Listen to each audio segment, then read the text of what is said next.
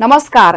राष्ट्रियताको पहरेधारी जनाधिकारको पक्षमा खबरदारी। यो हो न्यूज नेपाल टेलिभिजन। धनगढी प्रसारण केन्द्रको प्रस्तुति सुदूरपश्चिम न्यूजका साथमा छु म सबिता बुढा। सुरुमा सुदूरपश्चिम न्यूजका हेडलाइन्स। कालापानी लिपुलेक र लिप्याधुरा फिर्ता ल्याउने विषय राजनीतिक दलले चुनावी मुद्दा बनाए। अतिक्रमित भूमि कूटनीतिक ढंगबाट फिर्ता गराउन पहल गर्ने घोषणा पत्रमा उल्लेख।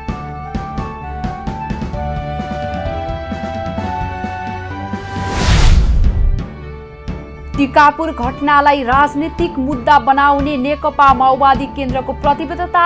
माओवादीले तयार पारेको घोषणा पत्रमा अधिकारको आन्दोलनको क्रममा टिकापुर घटना घटेको दाबी। धनगढीलाई नमुना शहर बनाउने कैलाली 5 मा सत्ता गठबन्धनका उम्मेद्वारहरूको घोषणा। चुनाव जिते धनगढीलाई मेगा सिटी बनाउने एमालेका उम्मेद्वार राणाको दाबी। र तिहारमा देउसी भैलोबाट आएको दक्षिणाले दैनिक पिकनिक जानेहरूको संख्या बढ्दै। कैलालीको गोदावरीमा वनभोज खाने र घुम्न आउनेहरूको बाक्लो उपस्थिति।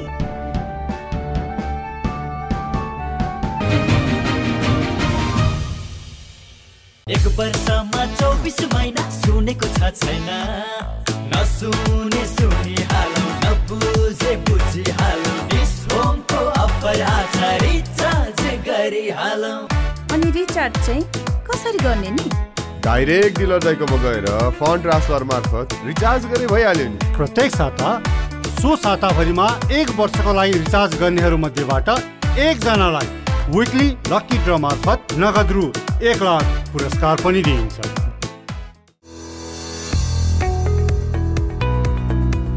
विगत लामो समयदेखि आफ्ना सन्तुष्ट ग्राहकहरूको खुसीमा रमाउँदै निर्माणको क्षेत्रमा छुट्टै पहिचानको साथ वास्तु अनुसारको उत्कृष्ट डिजाइन, भूकम्प प्रतिरोधी, अद्वितीय गुणस्तर अनि किफायती लागत खर्चको साथ तपाईको सेवामा समर्पित एकमात्र नाम बीबीसी ग्रुप कन्स्ट्रक्सन नयाँ बानेश्वर काठमाडौँ। सम्पर्क नम्बर 01 410 69 31। नक्सा पनि निर्माण पनि। अब सुदूरपश्चिम न्यूज विस्तारमा। कालापानी लिपुलेक र लिप्याधुरा फिर्ता ल्याउने विषय राजनीतिक दलले चुनावी मुद्दा बनाएका छन्। राजनीतिक दलहरूले जारी गरेका घोषणा पत्रमा अतिक्रमित भूमि कूटनीतिक ढंगबाट फिर्ता गराउन पहल गर्ने उल्लेख गरेका हुन्। नेपाली कांग्रेस, नेकपा माओवादी केन्द्र, नेकपा एकीकृत समाजवादी पार्टी र राष्ट्रिय प्रजातन्त्र पार्टीले सार्वजनिक गरेको घोषणा पत्रमा नेपालको अतिक्रमित भूमि फिर्ता गर्न पहल गर्ने, असमान सन्धि सम्झौता खारिज गर्ने र नाकाहरूलाई व्यवस्थित गर्ने कुरा उल्लेख गरेका हुन्। नेकपा माओवादी केन्द्रको घोषणा पत्रमा कालापानी लिपुलेक र लिप्याधुरा लगायतका अतिक्रमित नेपाली भूमि फिर्ताका लागि कूटनीतिक पहल गरिने उल्लेख छ। कालापानी लिपुलेक र लिप्याधुरा लगायतको अतिक्रमित नेपाली भूमि फिर्ताको लागि अविलम्ब कूटनीतिक पहल गरिनेछ घोषणा पत्रमा भनिएको छ। यस्तै सन् 1947 को गोर्खा भर्ती सम्बन्धी त्रिपक्षीय सन्धि, सन् 1950 को नेपाल र भारत बीचको शान्ति र मैत्री सम्बन्धी सन्धि, भारतसँगको जलस्रोत सम्बन्धी र व्यापार तथा पारवहन लगायत सम्पूर्ण असमान सन्धिहरूको पुनरावलोकन गरी खारिजी, प्रतिस्पर्धापन र वा संशोधन परिमार्जनद्वारा राष्ट्रिय स्वार्थ र हित अनुकूल बनाइने माओवादी केन्द्रले भनेको छ।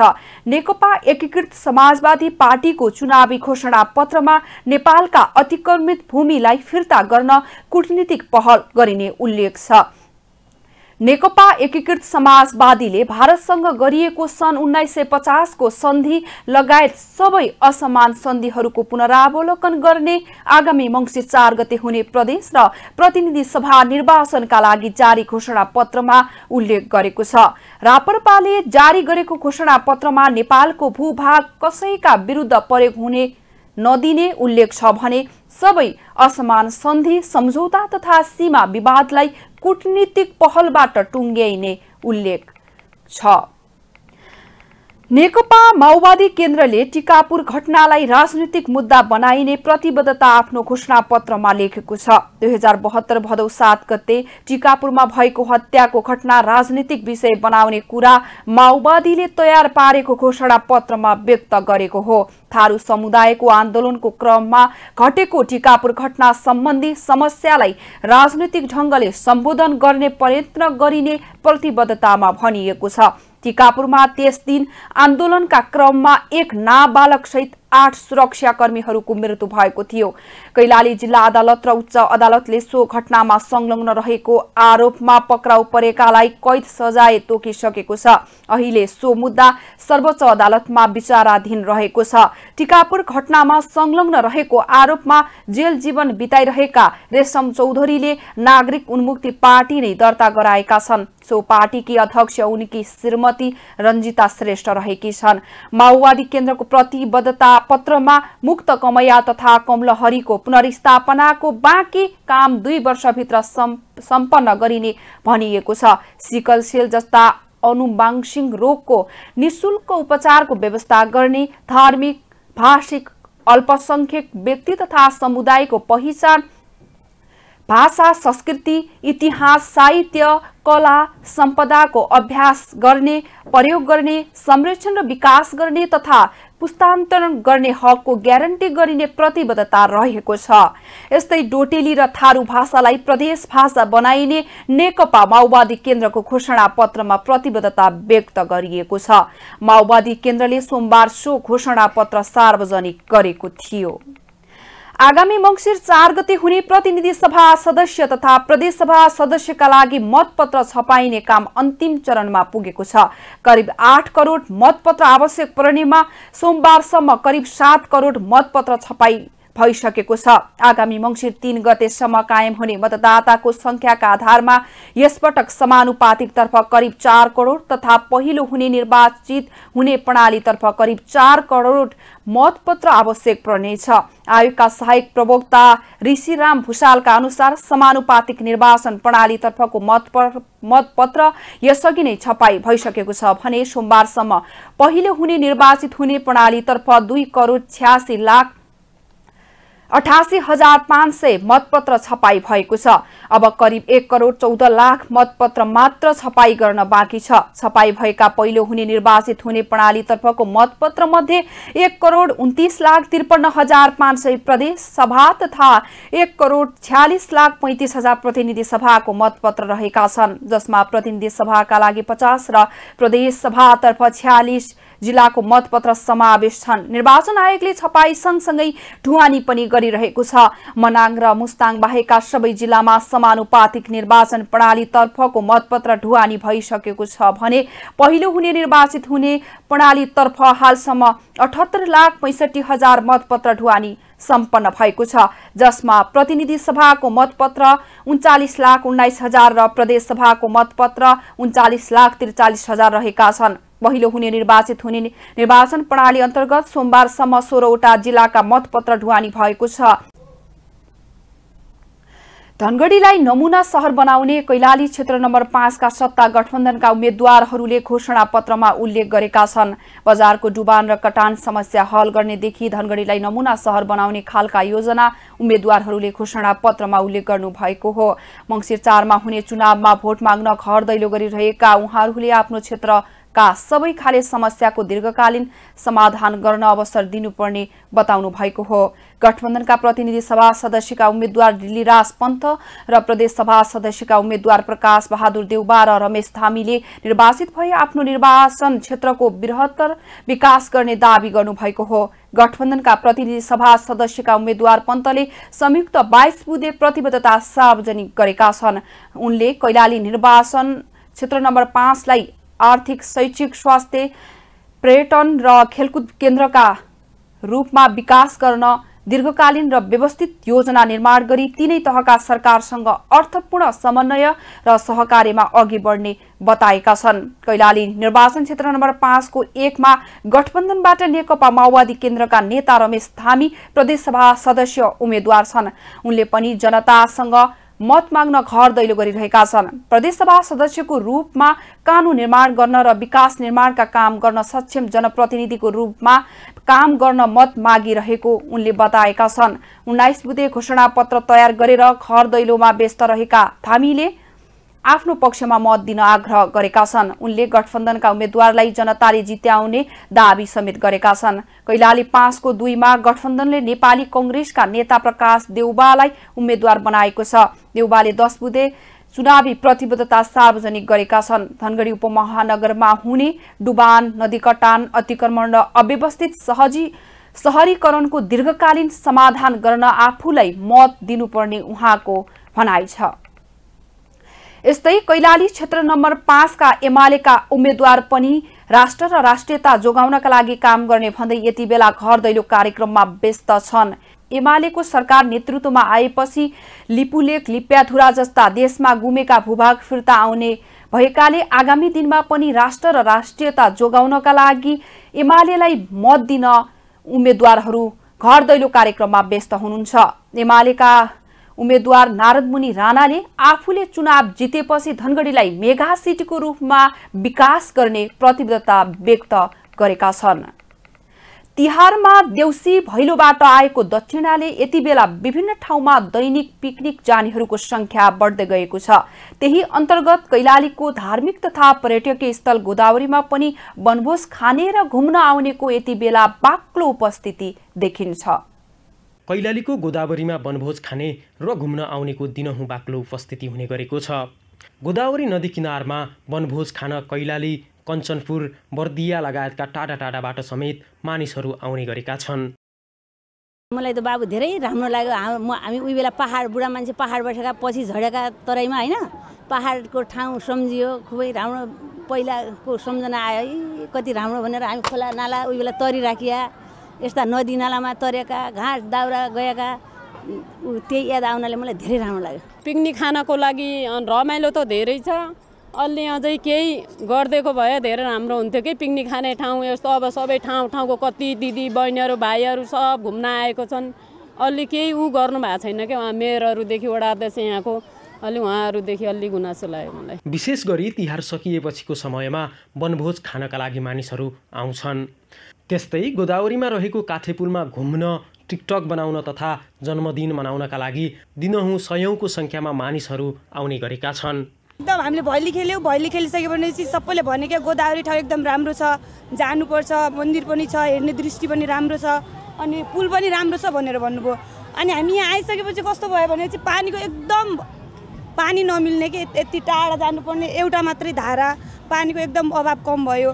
त्यसपछि यतातिर आउँदाखेरि अब सरसफाइ हुनुपर्छ नि त। यहाँ यत्रो कचरा, यत्रो फोहोर, यस्तोमा त खान अलि अप्ठ्यारो लाग्छ। गोदावरीमा आउँदाखेरि चाहिँ जस्तो खालको हामीले सोचेको थियो, जस्तो वातावरण पाउन चाहेको थियो त्यो चाहिँ भेटिएन कि। जताततै फोहोरहरू छ, या फोहोर मैला व्यवस्थापन गर्ने या कुनै पनि सरकारले यस्तो खालको कि एउटा हुन्छ नि एउटा अलिकति सुविधा के पनि छैन। सबभन्दा अगाडि त पानी नै शुद्ध भएन भनेपछि फेरि आएको पनि के अर्थ रह्यो होइन।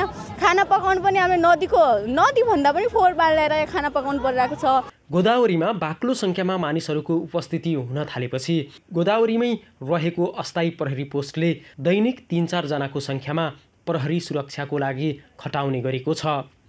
गोदावरी धाम पछिल्लो समय आन्तरिक तथा बाह्य पर्यटकका लागि घुम्न लायकको चर्चित गन्तव्य बनेको छ।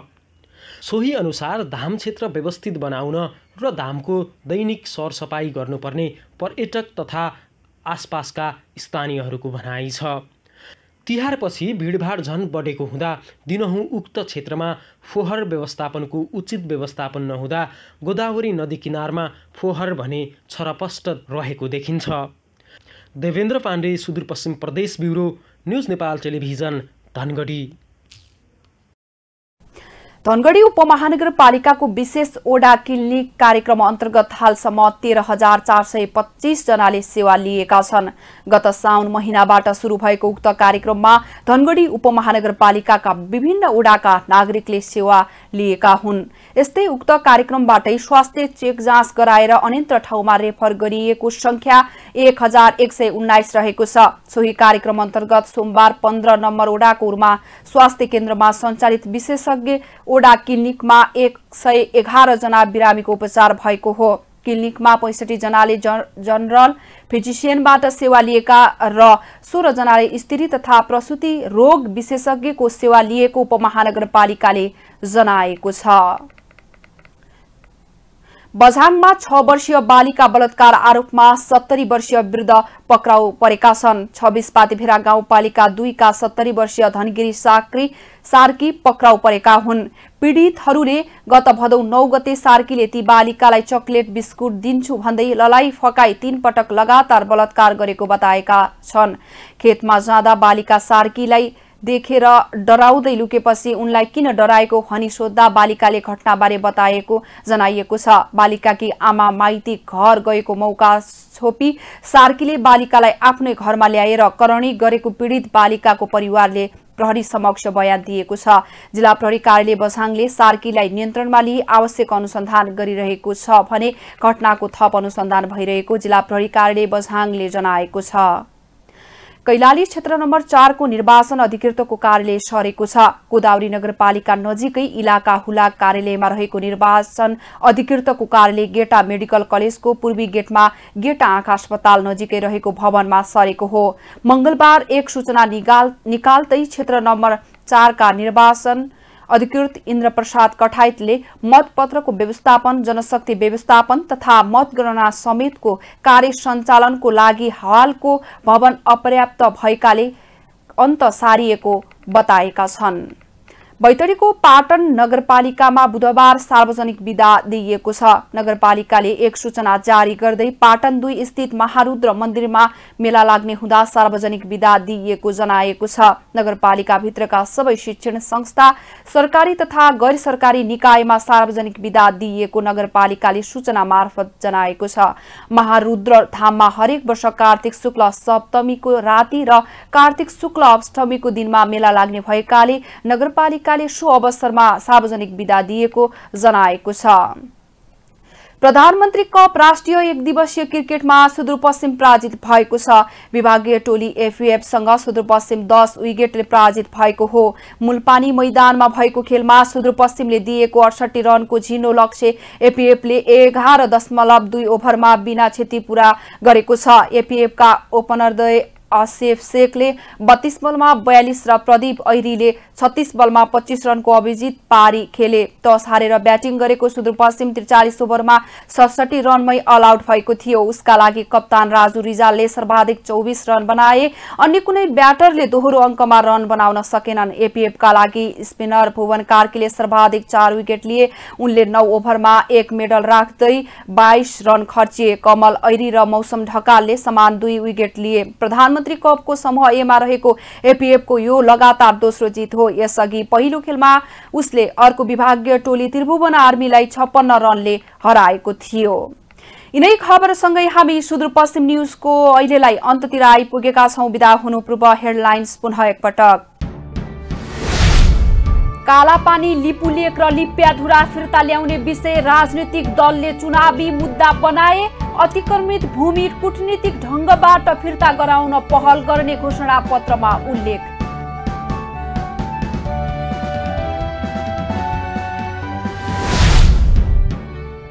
टिकापुर घटनालाई राजनीतिक मुद्दा बनाउने नेकपा माओवादी केन्द्रको प्रतिबद्धता। माओवादीले तयार पारेको घोषणा पत्रमा अधिकारको आन्दोलनको क्रममा टिकापुर घटना घटेको दाबी। धनगढीलाई नमुना शहर बनाउने कैलाली 5 मा सत्ता गठबन्धनका उम्मेद्वारहरूको घोषणा। चुनाव जिते धनगढीलाई मेगा सिटी बनाउने एमालेका उम्मेद्वार राणाको दाबी। र तिहारमा देउसी भैलोबाट आएको दक्षिणाले दैनिक पिकनिक जानेहरूको संख्या बढ्दै। कैलालीको गोदावरीमा वनभोज खाने र घुम्न आउनेहरूको बाक्लो उपस्थिति।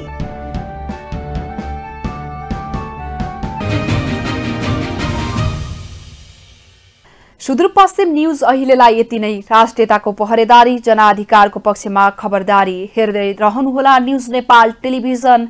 नमस्कार।